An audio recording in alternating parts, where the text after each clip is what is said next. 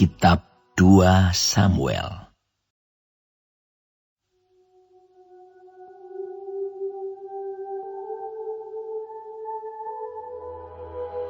Inilah perkataan Daud yang terakhir.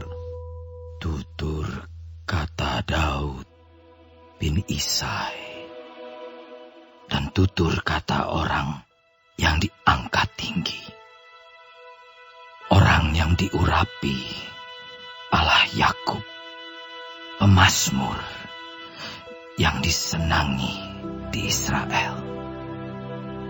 Roh Tuhan berbicara dengan perantaraanku.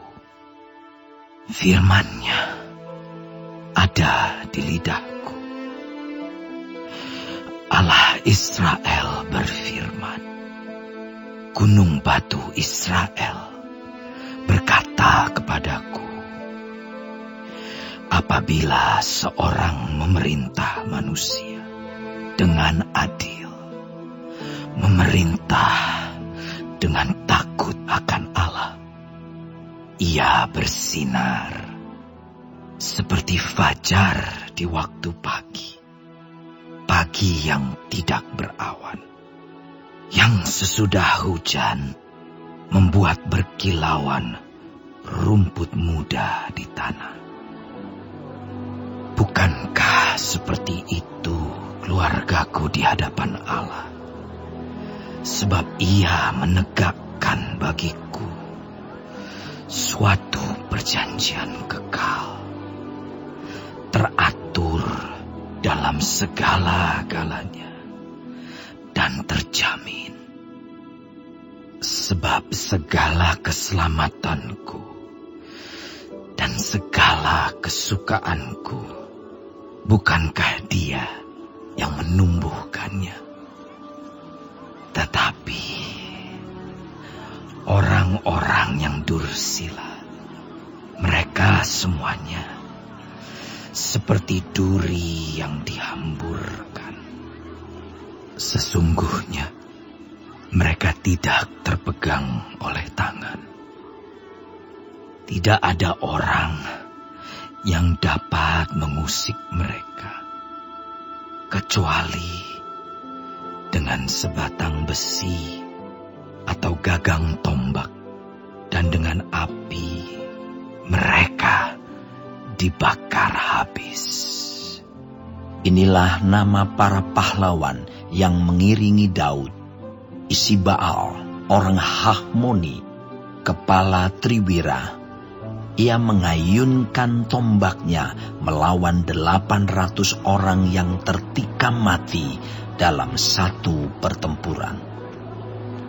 Dan sesudah dia, Eleazar anak Dodo, anak seorang Ahohi. Ia termasuk ketiga pahlawan itu.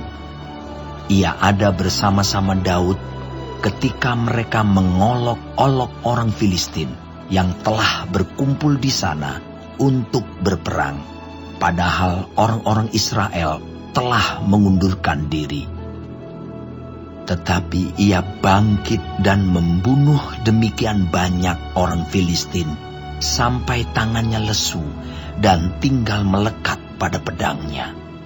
Tuhan memberikan pada hari itu kemenangan yang besar.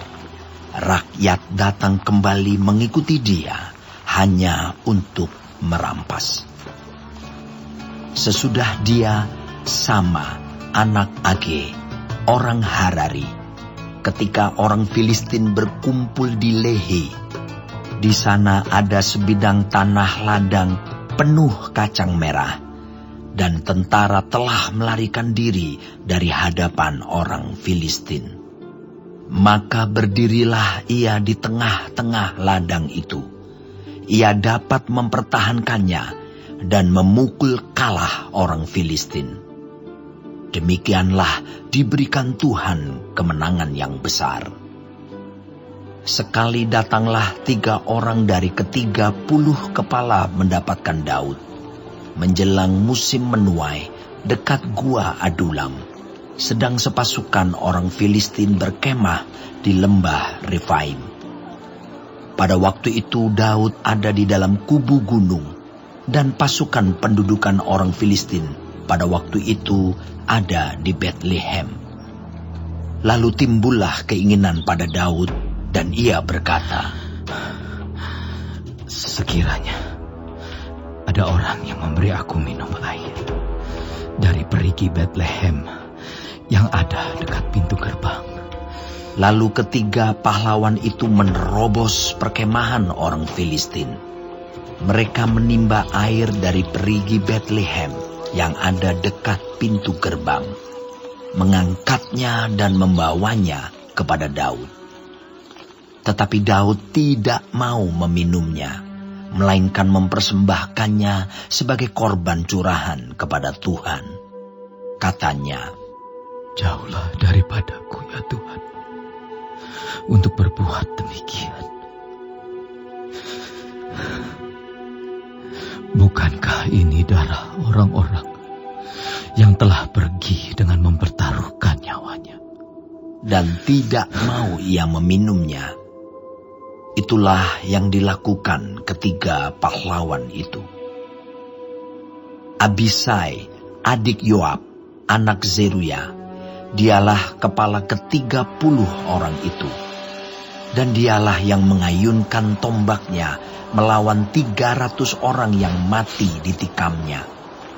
Ia mendapat nama di antara ke-30 orang itu. Bukankah ia yang paling dihormati di antara ke-30 orang itu? Memang ia menjadi pemimpin mereka, tetapi ia tidak dapat menyamai Triwira itu. Selanjutnya, Benaya bin Yoyada, anak seorang yang gagah perkasa, yang besar jasanya, yang berasal dari Kabseel. Ia menewaskan kedua pahlawan besar dari Moab. Juga pernah ia turun ke dalam lobang dan membunuh seekor singa pada suatu hari bersalju. Pula ia membunuh seorang Mesir, seorang yang tinggi perawakannya. Di tangan orang Mesir itu ada tombak, tetapi ia mendatanginya dengan tongkat, merampas tombak itu dari tangan orang Mesir itu, lalu membunuh orang itu dengan tombaknya sendiri. Itulah yang diperbuat Benaya bin Yoyada. Ia mendapat nama di antara ke-30 pahlawan itu. Di antara ke-30 orang itu, ia paling dihormati. Tetapi ia tidak dapat menyamai Triwira. Dan Daud mengangkat dia mengepalai pengawalnya. Asael, saudara Yoab, ada di antara ke-30 orang itu. Selanjutnya, Elhanan bin Dodo dari Betlehem. Sama orang Harod. Elika orang Harod. Heles orang Palti. Ira anak Ikes orang Tekoa. Abiezer orang Anatot. Mibunai orang Husa. Zalmon orang Ahuhi. Maharai orang Netofa. Heleb, anak Baana orang Netofa. Itai bin Ribai dari Gibea orang Benyamin. Benaya orang Piraton. Hidai dari lembah-lembah Gaas. Abialbon orang Bet Araba. Asmawet orang Bahurim. Elyahba orang Saalbon. Yashen orang Guni. Yonatan anak Sama orang Harari. Ahiam bin Sarar orang Harari. Elifelet anak Ahasbai orang Maakha. Eliam anak Ahitofel orang Gilo. Hezrai orang Karmel. Pairai orang Arbi. Yigal bin Natan dari Zoba. Bani orang Gad. Zelek orang Ammon. Naharai, orang Beerot, pembawa senjata Yoab, anak Zeruya. Ira, orang Yetri. Gareb, orang Yetri. Uria, orang Het. Semuanya 37 orang.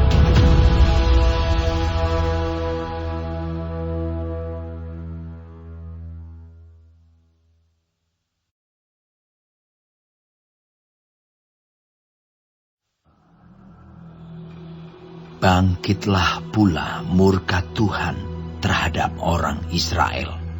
Ia menghasut Daud melawan mereka. Firman-Nya, "Pergilah, hitunglah orang Israel dan orang Yehuda."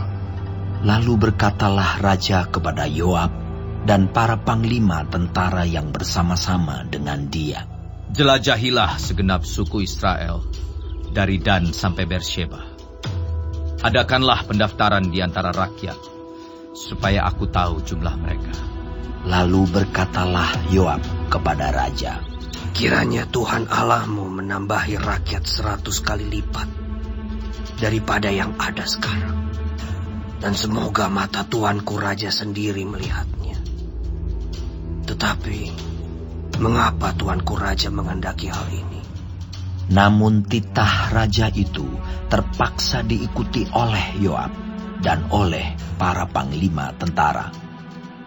Maka pergilah Yoab dan panglima-panglima tentara itu atas perintah raja untuk mengadakan pendaftaran di antara bangsa Israel. Mereka menyeberangi sungai Yordan, lalu mulai dari Aroer dan dari kota yang terletak di tengah-tengah lembah ke arah Gad dan Yaeser. Kemudian sampailah mereka ke Gilead dan ke Kades di negeri orang Het. Selanjutnya sampailah mereka ke Dan, dan dari Dan mengambil jurusan Sidon. Kemudian sampailah mereka ke tempat yang berkubu, Tirus, dan ke segala kota orang Hewi dan orang Kanaan. Akhirnya tibalah mereka di bagian selatan Yehuda, di Beersheba. Setelah mereka menjelajah seluruh negeri itu, sampailah mereka kembali ke Yerusalem setelah lewat 9 bulan dan 20 hari. Lalu Yoab memberitahukan kepada raja hasil pendaftaran rakyat. Orang Israel ada 800.000 orang perangnya yang dapat memegang pedang, dan orang Yehuda ada 500.000. Tetapi berdebar-debarlah hati Daud setelah ia menghitung rakyat. Lalu berkatalah Daud kepada Tuhan, "Aku telah sangat berdosa karena melakukan hal ini. Maka sekarang Tuhan, jauhkanlah kiranya kesalahan hamba-Mu, sebab perbuatanku itu sangat bodoh." Setelah Daud bangun daripada waktu pagi, datanglah firman Tuhan kepada Nabi Gad, pelihat Daud, demikian, "Cukup, turunkanlah sekarang tanganmu itu." Kemudian datanglah Gad kepada Daud, memberitahukan kepadanya dengan berkata kepadanya, "Akan datangkah menimpa engkau 3 tahun kelaparan di negerimu? Atau maukah engkau melarikan diri 3 bulan lamanya dari hadapan lawanmu, sedang mereka itu mengejar engkau? Atau akan adakah 3 hari penyakit sampar di negerimu? Maka sekarang pikirkanlah dan timbanglah. Jawab apa yang harus kusampaikan kepada yang mengutus aku." Lalu berkatalah Daud kepada Gad, "Sangat susah hatiku. Biarlah kiranya kita jatuh ke dalam tangan Tuhan, sebab besar besar kasih sayangnya. Tetapi janganlah aku jatuh ke dalam tangan manusia. Jadi Tuhan mendatangkan penyakit sampar kepada orang Israel dari pagi hari sampai waktu yang ditetapkan. Maka matilah dari antara bangsa itu, dari Dan sampai Beersheba, 70.000 orang. Ketika malaikat mengacungkan tangannya ke Yerusalem untuk memusnahkannya, maka menyesallah Tuhan karena malapetaka itu. Lalu ia berfirman kepada malaikat yang mendatangkan kemusnahan kepada bangsa itu, Cukup, turunkanlah sekarang tanganmu itu. Pada waktu itu malaikat Tuhan itu ada dekat tempat pengirikan Arauna, orang Yebus. Dan berkatalah Daud kepada Tuhan, ketika dilihatnya malaikat yang tengah memusnahkan bangsa itu, demikian, Sesungguhnya aku telah berdosa, dan aku telah membuat kesalahan. Tetapi domba-domba ini, apakah yang dilakukan mereka? Biarlah kiranya tanganmu menimpa aku dan kaum keluargaku. Pada hari itu datanglah Gad kepada Daud dan berkata kepadanya, Pergilah, dirikanlah mezbah bagi Tuhan di tempat pengirikan Arauna, orang Yebus itu. Lalu pergilah Daud sesuai dengan perkataan Gad, seperti yang diperintahkan Tuhan. Ketika Arauna menjenguk dan melihat raja dengan pegawai-pegawainya mendapatkannya, pergilah Arauna keluar, lalu sujud kepada raja dengan mukanya ke tanah. Bertanyalah Arauna, Mengapa tuanku raja datang kepada hambanya ini? Jawab Daud, Untuk membeli tempat pengirikan ini daripadamu, dengan maksud mendirikan mezbah bagi Tuhan, supaya tulah ini berhenti menimpa rakyat. Lalu berkatalah Arauna kepada Daud, Baiklah tuanku raja mengambilnya dan mempersembahkan apa yang dipandangnya baik. Lihatlah, itu ada lembu-lembu untuk korban bakaran dan eretan-eretan pengirik dan alat perkakas lembu untuk kayu bakar. Semuanya ini ya raja, diberikan Arauna kepada raja. Arauna berkata pula kepada raja, Kiranya Tuhan Allahmu berkenan kepadamu. Tetapi berkatalah raja kepada Arauna, Bukan begitu, melainkan aku mau membelinya daripadamu dengan membayar harganya. Sebab aku tidak mau mempersembahkan kepada Tuhan Allahku korban bakaran dengan tidak membayar apa-apa. Sesudah itu Daud membeli tempat pengirikan dan lembu-lembu itu dengan harga 50 sikal perak. Lalu Daud mendirikan di sana mezbah bagi Tuhan dan mempersembahkan korban bakaran dan korban keselamatan. Maka Tuhan mengabulkan doa untuk negeri itu, dan tulah itu berhenti menimpa orang Israel.